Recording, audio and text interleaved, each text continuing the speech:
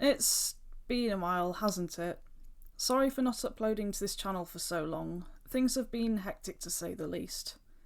I wanted to make a video addressing my audience, particularly artists, in the midst of this pandemic. I have a message for all of you and I hope you'll stick around until the end to hear it. Anyone who subscribed to my channel for Love the Dogs, which is probably most of you, should watch this as well since I need to bring up some news regarding that. The creature I'm drawing is a representation of the fear and madness caused by the outbreak. The fear of contracting the virus itself, and more so the devastating and lasting socio-economic effects it will have. It's the only thing I can think to draw in such a time. So as you can probably tell, I'm feeling pretty sick and tired right now. I think we all are, to be honest. Ever since I was 13, I wanted to work as an artist of some variety, and I was very optimistic about the future. I dreamt of being a director for animated films, and throughout my educational years, I trained to become a 2D animator. I created many short animated films as a teenager.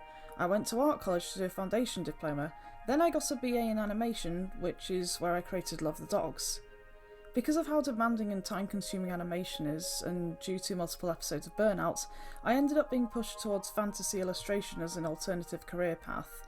And it was during my master's degree in creative technology that I started to hone my digital art skills. I'm now a freelance fantasy artist. I have been for 2 years. It's been extremely difficult, especially for the first year, which came with a great emotional cost. I won't go into too much detail about this here, I'll save that for a later video. During my first years of freelancing, I was unable to shake the feeling that the world was getting progressively worse, and my productivity started tanking. However, I was still able to push through and get the work done because I held out hope that the global situation would eventually improve. But in 2018, the IPCC climate report came out.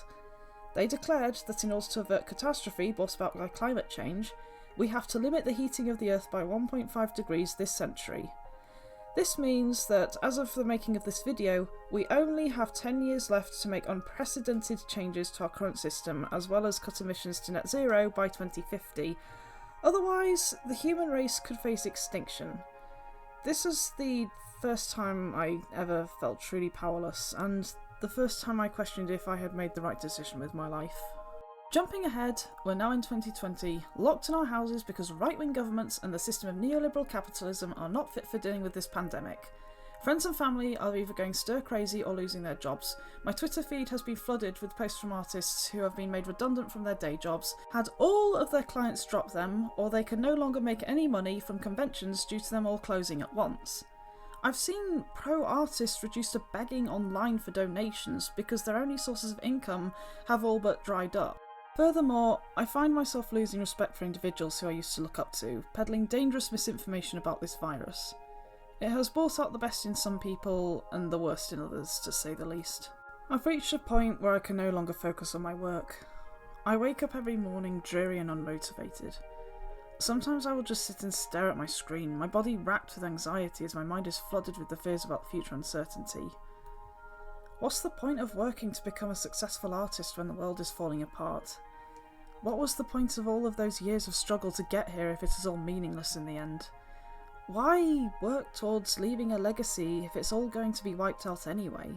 And I know I'm not the only one who feels this way. I'm sure plenty of you watching this video feel exactly the same way as I do.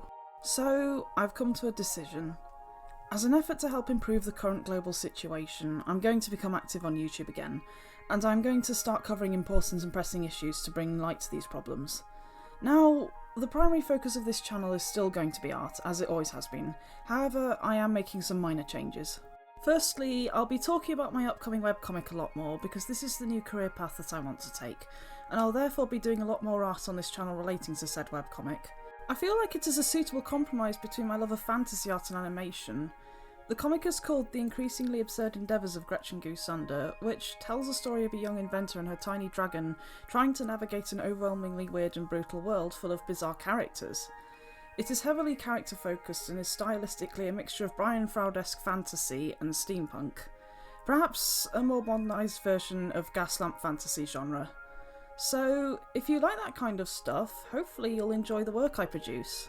The webcomic idea came from an old animation of mine, Journey to Precarious Rock, and some of my speed paint videos have creatures and characters from that world. I've completely overhauled the lore and, well, basically everything about this story, even the original character designs of Gretchen and her dragon. I plan to do entire videos talking about the lore, world building and characters, diving deep into my thought process behind each idea and perhaps even altering ideas based on viewer feedback.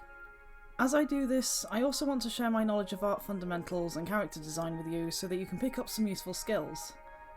I doubt I will ever be doing proper tutorial videos unless it's a topic that hasn't already been covered by other artists. But there will be more to this content as well, as you know. Something that has been bothering me for a long time on this channel is the disparity between Love the Dogs and the rest of my other art related content. I feel people are getting the impression that I want to move on from Love the Dogs, but that's not really the case. I like activism and working to make the world a better place with my art, but unfortunately I can't produce an animation for every cause I believe in fighting for, since it would take far too long and it would be too emotionally draining for me. As an alternative, I feel that speaking about issues over my time-lapse art videos would be much more effective, and I could get more topics covered in less time.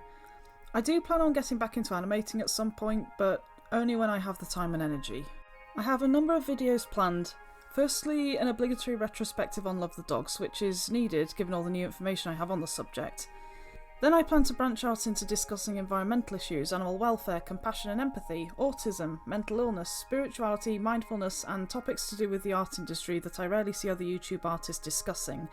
Things like the abusive nature of the industry, workaholism, and crunch culture. These are all topics I'm very passionate about, and considering the complete mess the world is in right now, I would like to try and do what I can to help improve the situation, as well as give you guys hope for the future.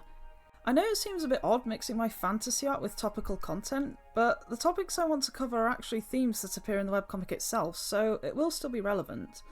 For now, I still work as a freelance illustrator, and I hope this idea can take off so that I can do this full time. Expect video uploads to be sporadic in the meantime. As I wrap up this video, I want to give you all a message of encouragement.